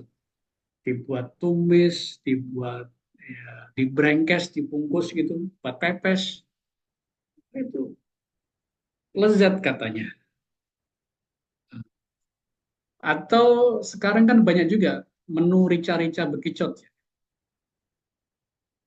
Nah, saya setahun yang lalu pulang kampung, wah sudah ada menu rica-rica bekicot. Wah, bagi sebagian orang itu menjijikkan, tapi bagi sebagian orang tidak. Nah, ini problem di situ. Maka perlu ada standar. Tapi bukan standar menjijikkan ya. Karena di dalam ayat Al-Quran kan bunyinya wa yuhillu lahumut thayyibat wa yuharrimu alaihimul khaba'is.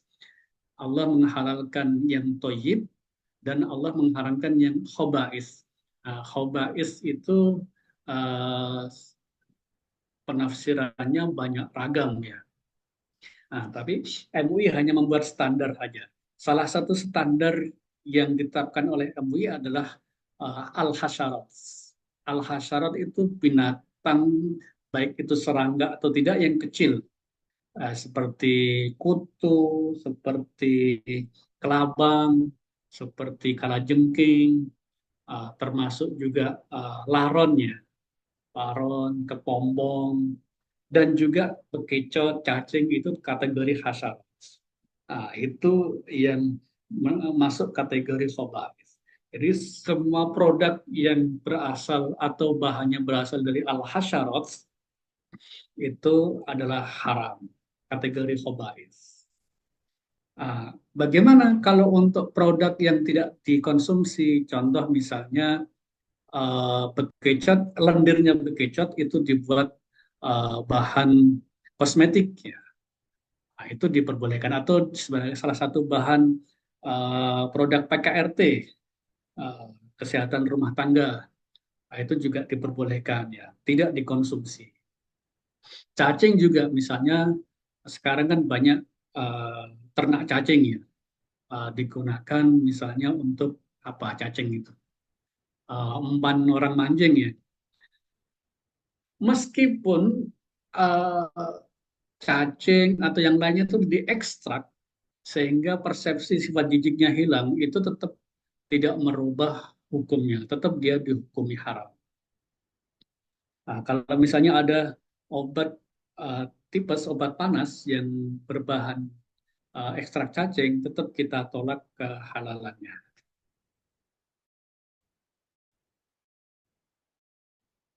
Pak Kiai mohon izin. Pak Kiai sepertinya Najis atau nge-freeze ya. Halo, mutanajis, Pak Kiai. ya Pak Kiai mohon izin menginfokan terkait. suara saya kedengar? Iya Pak, tadi sempat Ya, nge-freeze. Kemudian mau menginfokan terkait yang itu Pak, untuk tata cara penulisan laporan hasil audit. oke, sebentar lagi. Baik, Masih terima ada kasih Pak Kiai. 25 menit ya. Siap, Yang keempat adalah apa tadi? mutanajis. Enggak, sudah. Yang saya share.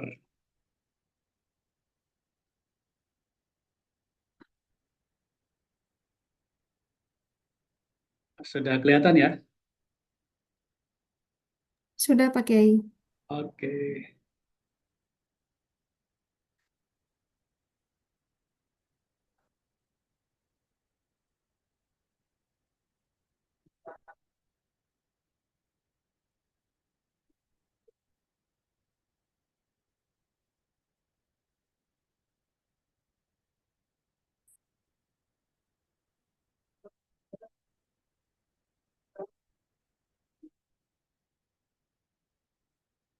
Bentar.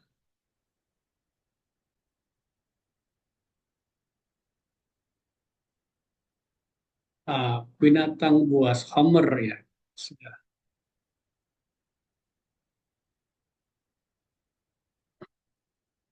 Berbahaya. Ini lupa saya. Karena membahayakan. Bahan atau produk yang membahayakan itu diharamkan.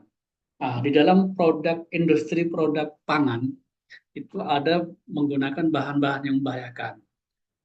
Contohnya apa ini, Bu? Bapak Ibu?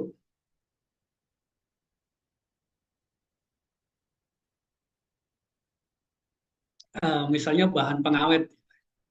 Bahan pengawet menggunakan sesuatu yang membahayakan, seperti angka, atau zat pewarna tekstil untuk produk pakan, supaya lebih menarik gitu ya. Seperti kerupuk ya, supaya lebih menarik warnanya. Borak, nggak boleh. Ya, Oke, borak. suara saya hilang? Mas, formalin, borak, tidak Oh boleh. iya, formalin, borak, ya itu juga membahayakan bagi kesehatan manusia. Dan itu sudah ada peraturan BPOM tentunya. Berikutnya, kenapa produk itu diharamkan? Nah, tadi binatang buas dan bertaring ya. Naha Rasulullah Sallallahu Alaihi Wasallam angkul lidina minas sibai wa angkul lidinihla minat toir. Di sini ada dua kriteria. Kenapa hewan itu diharamkan? Pertama adalah punya taring. Yang kedua adalah harus ada sifat buasnya. Sebab kalau hanya bertaring tapi tidak buas, itu bisa jadi dia tidak haram. Contohnya bajing. Bajing dan tupai itu dua spesies yang beda. Bajing itu fungsi taring hanya pengerat saja. Sementara tupai itu dia di samping sebagai pengerat, dia sebagai alat untuk melemahkan calon mangsa. Sehingga dia kategori buas. Yang berikutnya adalah hewan yang hidup di dua alam. Atau barmai, atau amfibi. Tetapi kita tidak bisa menghukumi semua hewan yang hidup di dua alam, hidup saja, tanda kutip. Terminologi hidup itu apa? Dia berkembang biak, dan memang hidup dua alam. Tapi kalau hanya berkembang biak di satu alam saja, itu belum kategori barmai atau amfibi. Perlu ada kajian yang lebih mendalam. Kita baru ada dua fatwa terkait hewan yang diindikasikan mampu hidup di dua alam. Yang pertama adalah kepiting dan ranjungan. Itu kita fatwakan dia hewan air, dia hewan akuatik atau ikan air. Dia tidak mampu berkembang biak di daratan dan tidak bisa bertahan lama di daratan, sehingga kita kategorikan dia sebagai hewan air. Yang kedua, bulus. Bulus itu menurut hasil kajian dia adalah hewan darat, tetapi dia berhabitat di air, sehingga dia termasuk hewan halal, tetapi untuk bisa dimanfaatkan perlu ada proses penyembelihan. Untuk yang lainnya sedang proses penyelesaian, yaitu tentang giant salamander ya. Itu digunakan sebagai bahan kosmetik. Giant salamander itu adalah hewan akuatik, kemudian apa? Tetapi dia kritisnya adalah dia termasuk hewan yang di satwa langka, yang dilindungi. Jadi harus ada proses penangkaran. Kalau tidak ditangkarkan maka dia termasuk hal yang dilarang. Itu kenapa sebab produk atau barang itu diharamkan. Kemudian ada hal lain. Nah, ini di sini di materi sudah ada fatwa-fatwa terkait dengan bahan dan proses. Ini ada lain standar bahwa produk itu meskipun secara zat itu halal, secara zat itu suci, tapi dia bisa jadi tidak ditetapkan kehalalannya. Yang pertama adalah karena nama, bentuk, dan kemasan produk itu tidak sesuai dengan atau yang berkonotasi kepada simbol kekufuran, kemaksiatan, dan atau berkonotasi negatif. Contohnya misalnya yang A ini, yang terkait dengan ibadah dan agama dan kepercayaan lain, misalnya roti atau bakri Natal atau Waisak, kita tolak.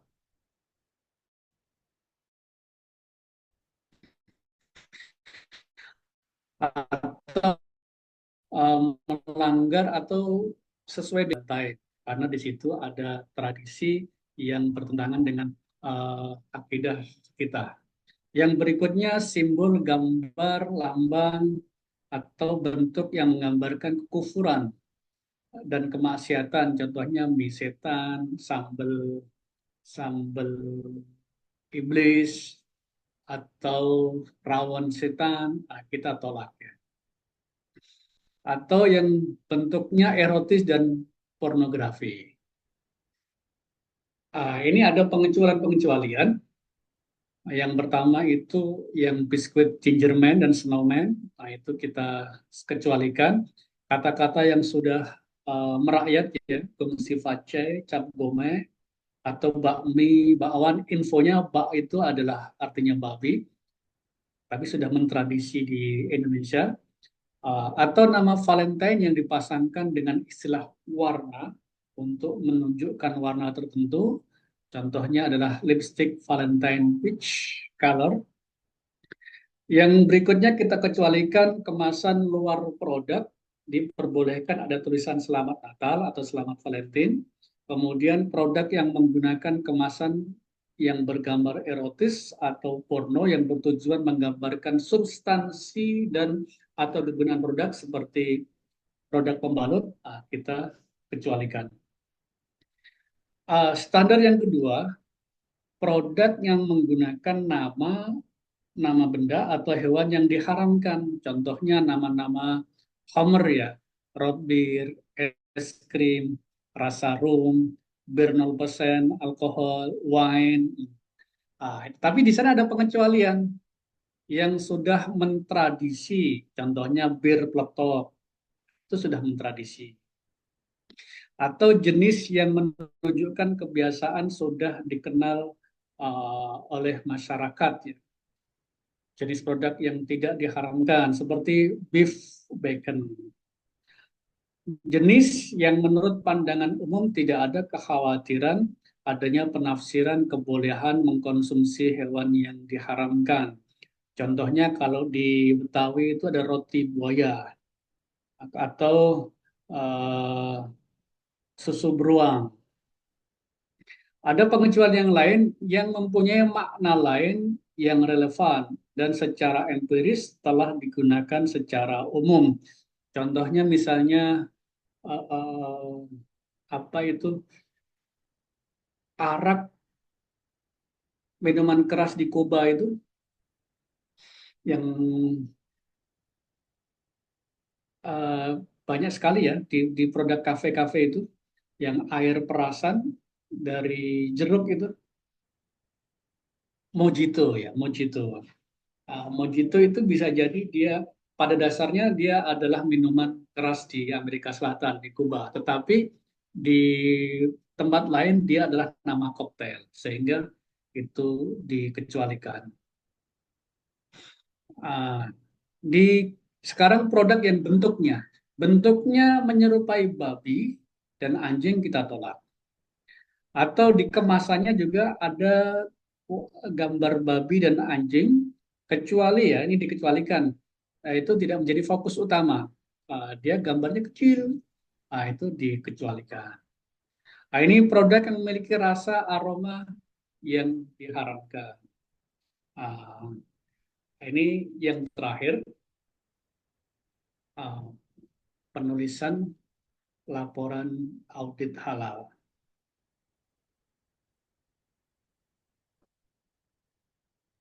Halaman pertama menggambarkan tentang identitas dari pelaku usaha, nama perusahaannya, alamat perusahaan, alamat fasilitas, kemudian yang lain-lain. Kemudian halaman kedua itu menjelaskan tentang jenis produknya, ruang lingkup apa dia, makanan, penyedia makanan, bakery, dan yang lainnya. Kemudian nama merek produknya jika ada. Kemudian hasil audit bahan.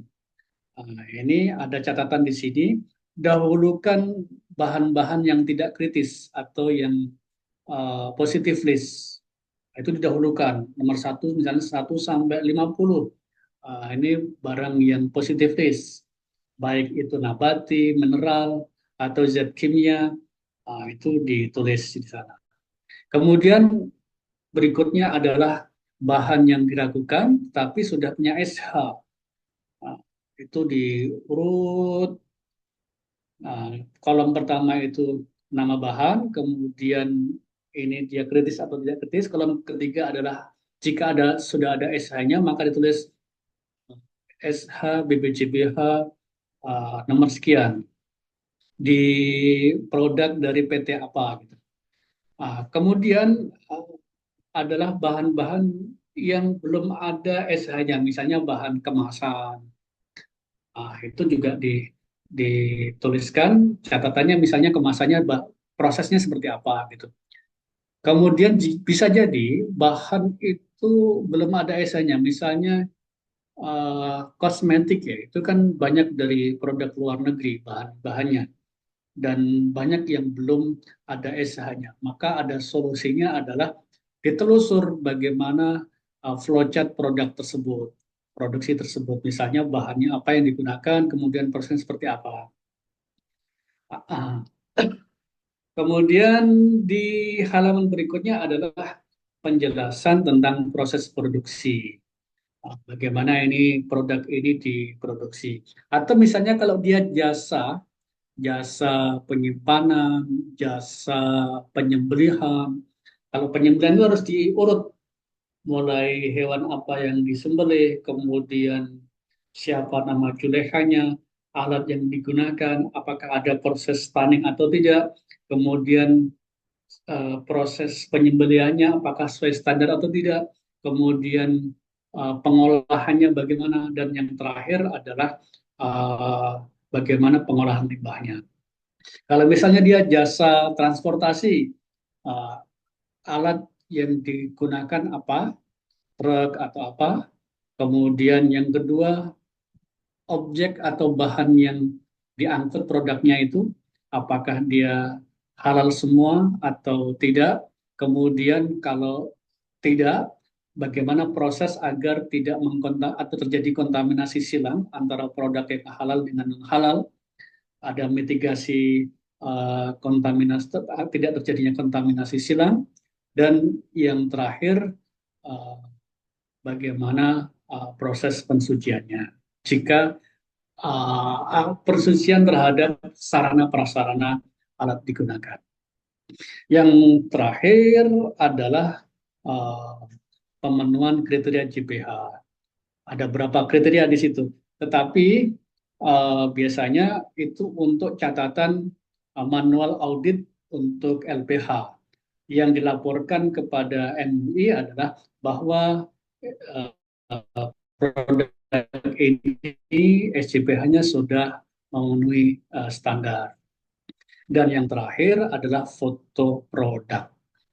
Nah, ini perlu dicantumkan karena apalagi perlu ditampilkan adalah merek tadi ya, brand. Ini penting karena bisa jadi foto, misalnya foto kacang goreng sama semua tanpa ada merek, itu bisa menimbulkan pertanyaan. Saya kira itu yang bisa kami sampaikan. Jika ada hal-hal yang perlu didiskusikan, saya kembalikan kepada Mbak Akvin. Waktunya masih ada 10 menit ya. Baik, terima kasih banyak Pak Kiai. Iya, masih ada waktu kurang lebih 10 menit. Silahkan Bapak dan Ibu. Mungkin ada yang mau menanyakan terkait laporan ataupun fatwa-fatwa. Silakan Bu Muna. Izin bertanya Pak Kiai, misalnya di suatu bakery yang sudah tersertifikasi halal, jika ada produk kue ulang tahun gitu, apakah ada larangan untuk penulisan seperti Selamat Natal atau Happy Valentine atau semacamnya? Karena sebelumnya sempat ada kasus viral di salah satu bakery yang cukup terkenal mengenai hal ini. Terima kasih. Ya, itu dibolehkan asal penulisannya itu tidak bersanding dengan logo halalnya. Misalnya di bagian belakangnya gitu. Kan ada tulisan selamat kan, bukan bukan menunjukkan nama dari produk tersebut ya. Nah, itu diperbolehkan, termasuk hal pengecualian. Oke, terima kasih atas jawabannya. Baik, terima kasih banyak Bu Muna untuk pertanyaannya. Ya, Silakan Bapak Rizky. Iya, izin Ustadz. ya, Saya ingin bertanya, untuk hewan buruan ya, seperti ditembak gitu, itu ya. apakah halal atau haram ya Ustadz? Makasih banyak. Oke. Hewan buruan ya. Eh, yang jelas pertama hewannya itu harus hewan halal ya. Yang kedua, saat mau menembak atau saat mau melepaskan panah itu harus mengucapkan basmalah. Nah, kalau tidak, maka dia terkategorikan hewan yang tidak disembelih dengan bacaan basmalah itu menurut standar fatwa adalah haram. Nah, dari ini sebenarnya ada dalam ayat Quran. Nah, kemudian ini dijadikan sebagai fatwa juga, fatwa penyembelihan dengan mekanik, yaitu menggunakan mesin ya. Ketika itu dibolehkan dengan syarat tentunya semua harus sama seperti penyembelihan manual, hanya ketika mau mencet tombol start itu harus mengucapkan Bismillahirrahmanirrahim. Kemudian syarat berikutnya tentu harus ada proses riset bahwa hasil pemotongan dengan mesin tersebut atau mekanik tersebut itu tidak, atau presentasinya sangat kecil, tidak terputus urat-urat yang harus terputus sampai ada berapa persen gitu, harus ada kajian tersebut. Demikian Pak. Meskipun sekali menembak atau sekali melepaskan anak panah itu matinya 2, 3 atau lebih, itu termasuk halal untuk dikonsumsi. Terima kasih banyak Ustadz. Sama-sama ya. Baik, terima kasih banyak Bapak dan Ibu. Apakah ada lagi mungkin satu pertanyaan saja sebelum kita akhiri sesi ini? Saya izin bertanya, Silakan Pak Kiai. Bu Nurul. Ya, Itu kan kalau misalnya hewan yang misalnya udah termasuk hewan halal, kemudian disembelih, jika sembelihnya itu tidak sesuai dengan syariat, itu apakah nantinya hewan itu boleh ya Pak kalau dijual kembali kepada pihak yang mungkin nggak mengonsumsi hewan yang harus halal gitu Pak. Misalnya di luar negeri gitu ya Pak. Dia kan sempat disinggung yang penyembelihan di Jepang gitu Pak. Nah itu apakah yang disebutkan Pak boleh diperjualbelikan kepada pihak yang dia tidak mengharuskan untuk mengonsumsi makanan halal atau non muslim gitu lah. Ya, mungkin sekian. Terima kasih.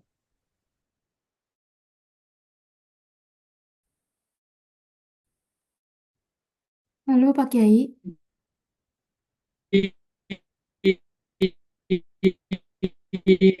Pak Kiai mohon izin, Pak Kiai nge-freeze. Oke, Ya oke, sekarang Pak yang Kiai nge-freeze boleh. saya ya. Iya, Eh,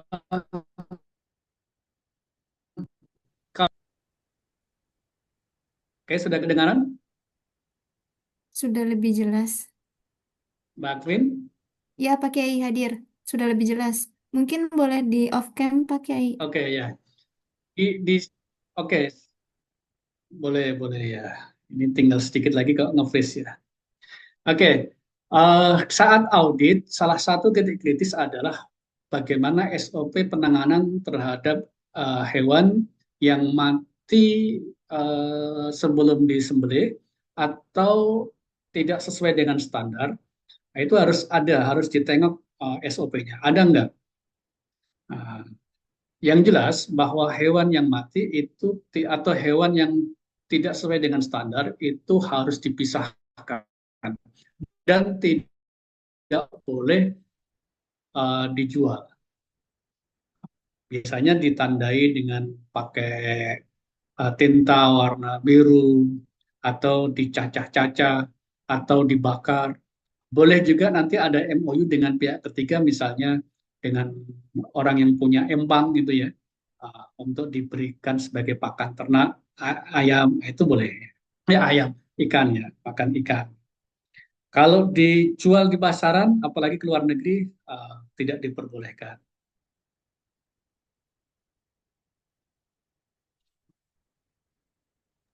Ya, Bagaimana baik. Bu Nurul? Ya, terima kasih banyak Yai sudah menjawab. Baik, terima kasih banyak Bu Nurul. Mohon izin Pak Kiai karena waktunya sudah cukup ya, pukul 17.27. Pak Kiai mohon izin nanti boleh kami diberi slide materinya yang telah disampaikan. Oke, nanti saya kirim ke Pak Arifin ya. Baik Pak. Baik Pak Kiai boleh untuk diberikan closing statement kepada calon auditor yang Oke, sudah jadi peserta. closing statement. Auditor halal itu adalah wakil kami, wakil Majelis Ulama Indonesia yang menyaksikan langsung proses produk halal. Oleh karena itu, karena dia sebagai kepanjangan tangan Majelis Ulama Indonesia, maka laporan yang disampaikan kepada MUI itu harus tepat dan benar. Tidak boleh ada yang salah, apalagi bohong.